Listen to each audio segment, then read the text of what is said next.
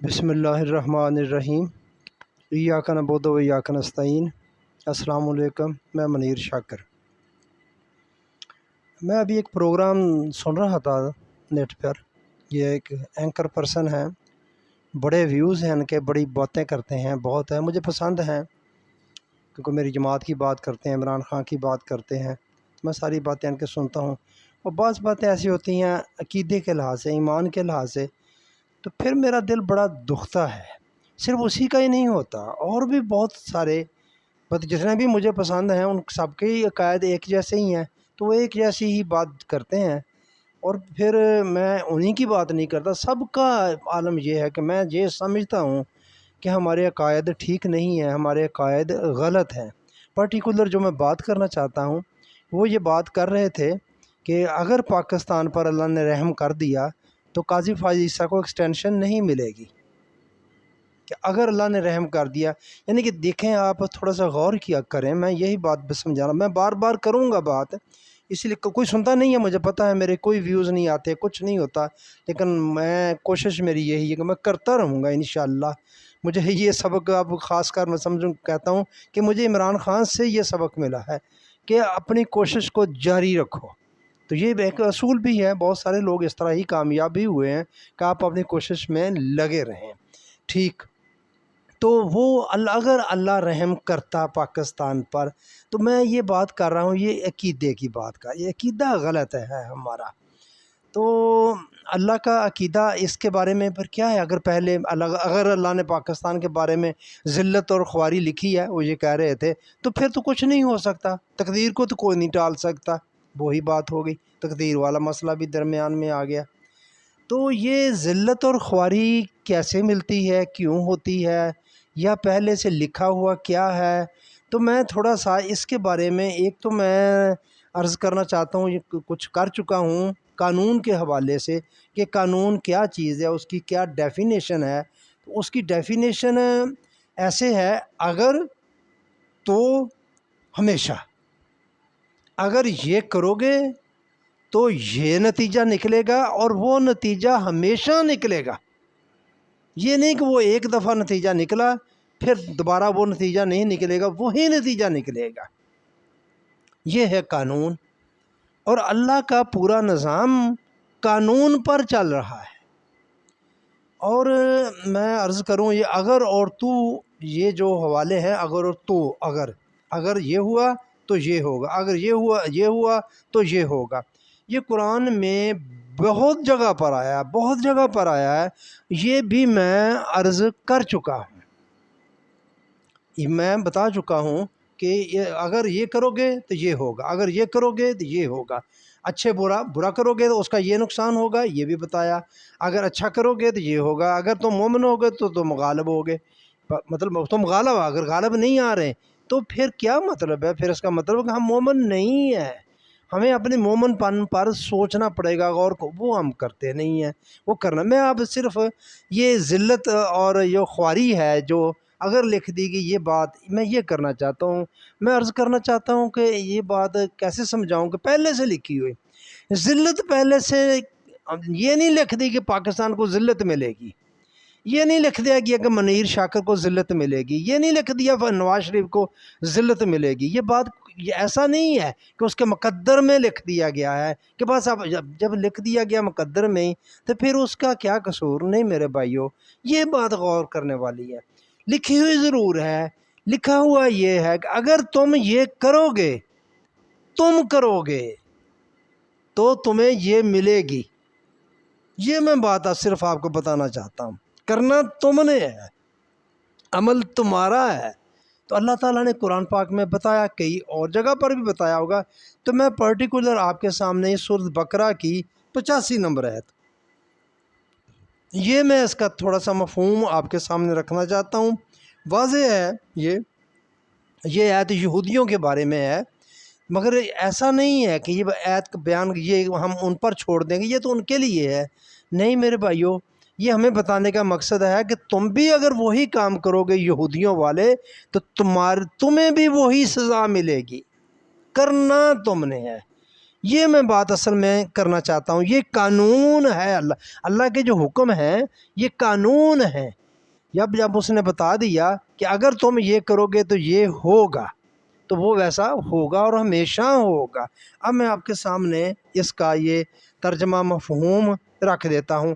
یہ ذلت والی بات، یہ رسوائی والی بات ہے کہ اب جیسے وہ فرما رہے تھے کہ اگر اللہ نے یہ لکھ دی ہے، وہ لکھی ہوئی ہے مگر وہ کیسے ملتی ہے وہ میں اسی طرح عزت بھی لکھی ہوئی ہے کیسے ملتی ہے. وہ کام ہے، وہ کام آپ نے منتخب کرنے ہیں. اب میں ترجمہ پہلے بول دیتا ہوں آپ کے سامنے. بعض احکام پر ایمان رکھتے ہو، یہودیوں کو کہہ رہے ہیں، اور بعض کے ساتھ کفر کرتے ہو، انکار کرتے ہو، عملی طور پر انکار کرتے ہو. ایسے یہ مفہوم ہے، ایمان رکھتے ہو اور بعض کا انکار کرتے ہو. تم میں سے جو بھی ایسا کرے، اب یہ بات ہے یہودیوں میں سے، یہ ٹوٹل قرآن سب کو مخاطب کر رہا ہے، تمام انسانوں کو مخاطب کر رہا ہے. یہ نہیں ہے کہ صرف یہودیوں کو یا مسلمانوں کو یا عیسائیوں کو، یہ ٹوٹل ساری بات ہے. تم میں سے جو بھی ایسا کرے گا، کچھ پر ایمان رکھے گا، کچھ کا انکار کرے گا، جو بھی ایسا کرے گا اس کی سزا اس کے سوا کیا ہو کہ دنیا میں رسوائی یعنی کہ ذلت، اور قیامت کے دن سخت عذاب کی مار. یہ نہیں کہ یہاں ہی سزا مل گئی، عذاب کو ذلت مل گئی، ذلیل ہو گئے آخرت میں نہیں.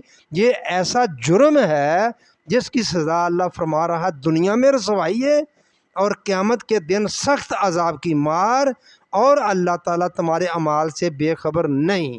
یہ اس ایت کا میں مفہوم جو جتنا بتانا چاہتا بتایا. پہلے یہودیوں کا بات تھی، وہ آپس میں ان کے قبیلے تھے، آپس میں لڑتے رہتے تھے، گھروں سے نکال دیتے تھے، پھر فدیہ دے کر خود ہی ان کے کر لیتے تھے، ان کو چھڑوا لیتے تھے دوسروں کی غلامی سے. کہتے تھے ہم نیک کام کر رہے ہیں، پہلے خود ہی نکالتے تھے ان کو، گھروں کو نکال کے ان کے گھروں پر قبضہ کر لیا، وہ بے گھر ہو گئے، یا دوسرے لوگوں نے ان کو غلام بنا لیا. ہاں جی. اچھا، جب وہ ان کو فدیہ دے کر غلامی چھڑا، کہتے یہ دیکھو ہم کتنا اچھا کام کر رہے ہیں، یہ ہماری نیکیاں ہیں. وہ ایک اچھا یہ کام، یہ واقعی اچھا کام تھا، اس کی تلقین کی جاتی تھی کہ غلاموں کو آزاد کرواؤ، تو وہ کروا لیتے تھے. اب دیکھیں، غور کریں آپ اس ایت پر، آپ قرآن پر غور کیا کریں. اب وہ اچھا کام کر رہے ہیں، پیچھے جو گھروں سے نکال رہے ہیں وہ برا کام کر رہے ہیں. تو یہ نہیں اس اچھے کام کا ان کو صلہ ملے گا. اب دیکھ لے، ہمیں بھی اپنا جائزہ لینا چاہیے. تو ایسا کرنے والے، جو ایسا کرتے ہیں لوگ، کچھ حصے پر عمل کرتے ہیں یا کچھ پر نہیں کرتے. کچھ کو تو ہم آیات سنا دیتے ہیں کہ جو بھی فاسق خبر لے کر آئے تو اس کی خبر کی تحقیق کر لیا کریں. بالکل کر لیا کریں، اچھی بات ہے. تو لا تجسسوا کی نہیں کرتے، اس کو چھوڑ دیتے ہیں کہ تحقیق ٹو میں نہ لگے رہا کرو، بید نہ ٹٹولا کرو، لوگوں کو جاسوسی نہ کیا کرو، وہ چھوڑ دیتے ہیں.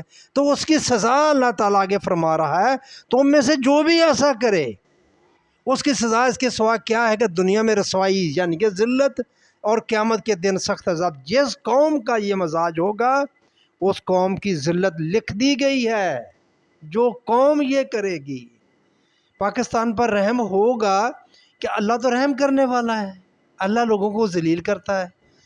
مطلب بڑے ہمارے تضادات ہیں، ہمارے بڑے ایمان کے تضاد، 70 ماؤں سے زیادہ محبت کرنے والا، دوسری طرف ہم یہ ایسی بات کرتے ہیں. ذرا پڑھے لکھے لوگوں کی میں بات کرتا ہوں، جاہل جو ان پڑھ ہیں ان کی بات تو کیا کرنی. جو پڑھے لکھے لوگ ہیں وہ جو ایسی بات کرتے ہیں، تو میرے بھائی وہ عمل ہیں، ان عملوں کا پتہ کریں. ذلت و رسوائی کی وجہ اللہ یہ بتا رہا ہے کہ تم کچھ باتوں کو مانتے ہو، کچھ کا انکار کرتے ہو، تو یہ ہے تمہاری ذلت اور رسوائی کی وجہ.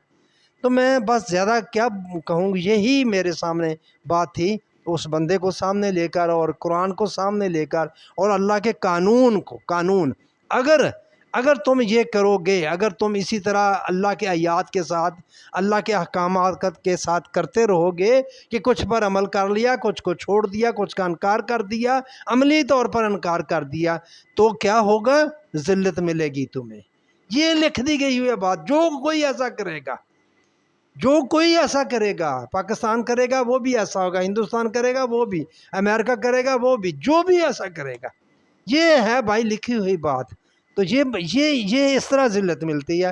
عزت کے بھی معیار ہیں اللہ تعالیٰ نے قائم کیے ہوئے. اللہ کس طرح عزت دیتا ہے، یا دیکھ لیں جن لوگوں کو عزت ملی ہے انہوں نے وہ کیا کر رہے ہیں اور ان کا عمل کیا ہے.